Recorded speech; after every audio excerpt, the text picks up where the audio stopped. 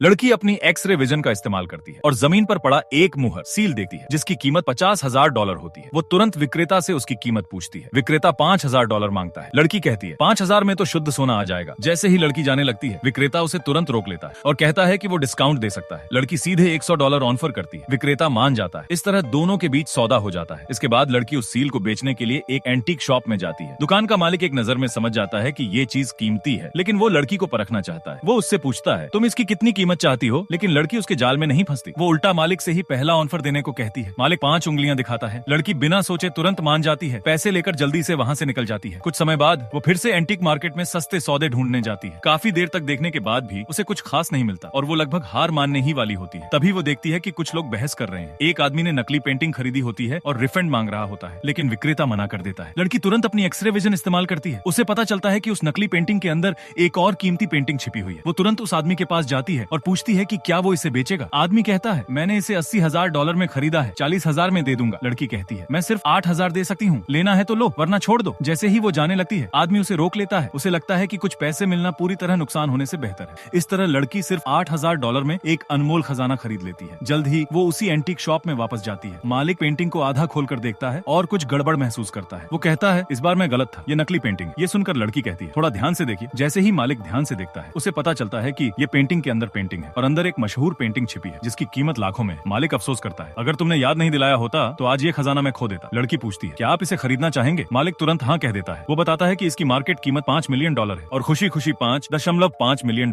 देकर ये पेंटिंग खरीद लेता है। दोनों खुशी खुशी सौदा पूरा करते हैं। तभी उसी समय मालिक का एक दोस्त एक खजाना लेकर आता है। मालिक बॉक्स खोलता है और अंदर अपना पसंदीदा एंटीक देखकर खुश हो जाता है। वो तुरंत कहता है मैं इसे खरीदना चाहता हूँ। दोस्त कहता है इसका टॉप कॉपी भी 1 मिलियन की आती है, तो असली की कीमत 10 मिलियन से कम नहीं होगी। ये सुनकर लड़की चौंक जाती है। वो तुरंत अपनी एक्सरे विजन से जांच करती है और पाती है कि वो असल में नकली है। वो जल्दी से मालिक को रोकने के लिए आगे बढ़ती है और कहती है ये कप असली नहीं है। आगे क्या हुआ जानने के लिए सब्सक्राइब कर लो।